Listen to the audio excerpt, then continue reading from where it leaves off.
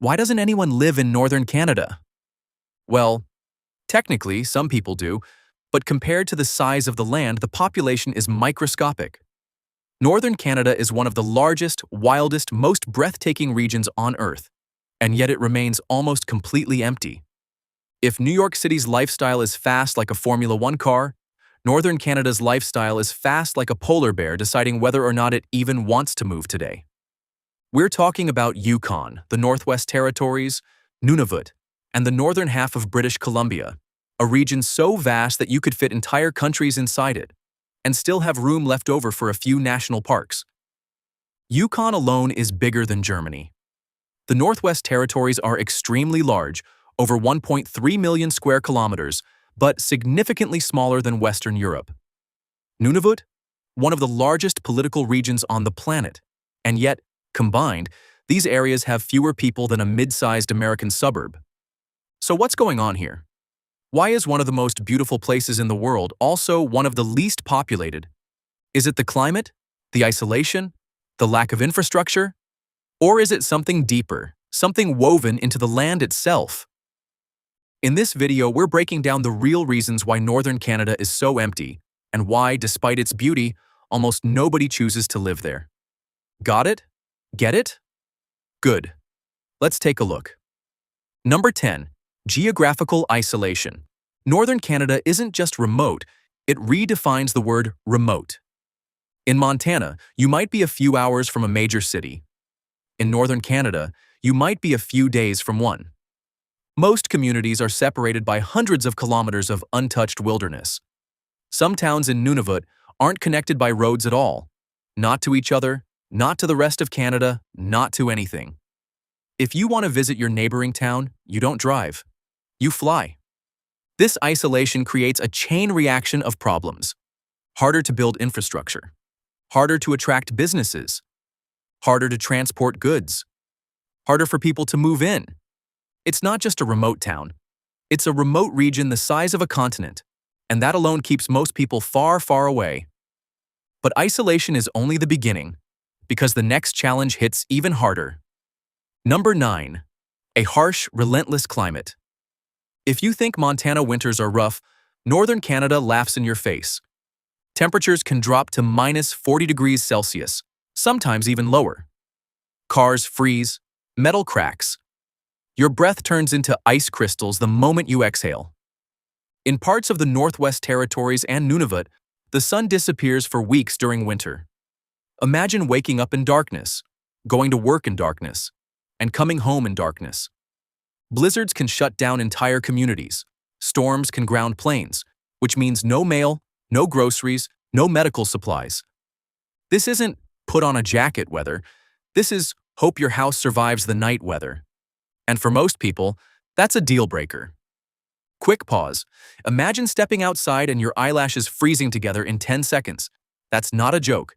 That's Tuesday in the Arctic. Number 8. Limited job opportunities.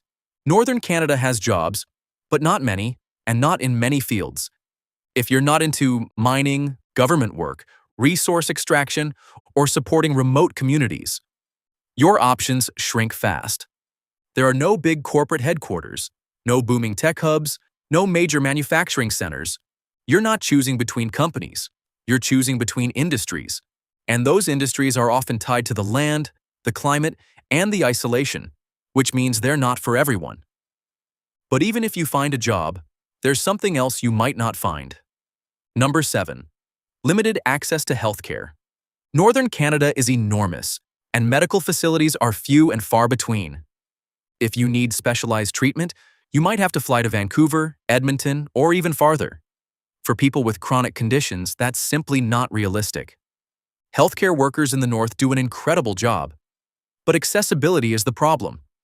Too much land, too few clinics, too many people living hours or flights away from the nearest hospital.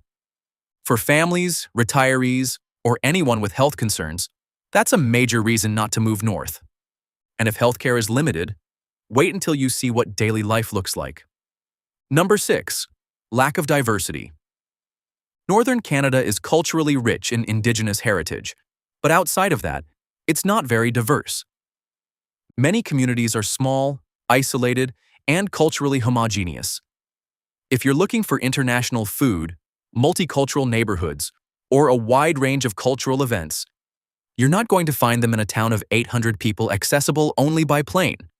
People often want to live somewhere where they see others who share their background, their traditions, their food, their language. In the north, that's rare. And for many potential newcomers, that's enough to look elsewhere. And here's the wild part. Some communities are so small, you can meet half the town in a single afternoon. Number 5. A rural lifestyle on a different scale. Northern Canada isn't just rural, it's ultra-rural. In Montana, a small town might have a few thousand people. In northern Canada, a small town might have a few hundred, or a few dozen, or just a sign that says the town used to be here. The biggest city in the entire region is Whitehorse, with around 30,000 residents. After that, the numbers drop fast. Yellowknife, about 20,000. Iqaluit, around 7,000. Many communities, 500 or less. If you're someone who likes nightlife, shopping, or even just having more than one grocery store, you're going to feel the isolation quickly.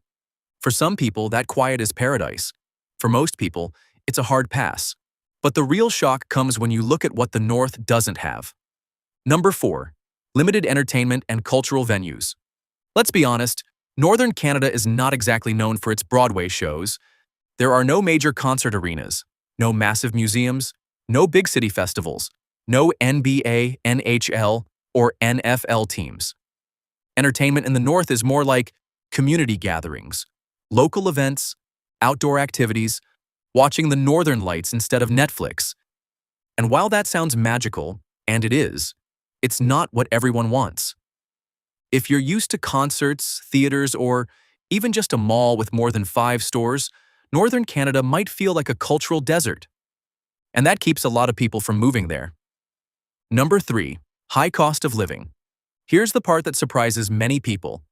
But before we enter the top 3, here's something you need to know. From this point on, every reason hits harder than the last. Living in Northern Canada is extremely expensive. Why? Because everything has to be shipped in, often by plane, sometimes by barge, rarely by road.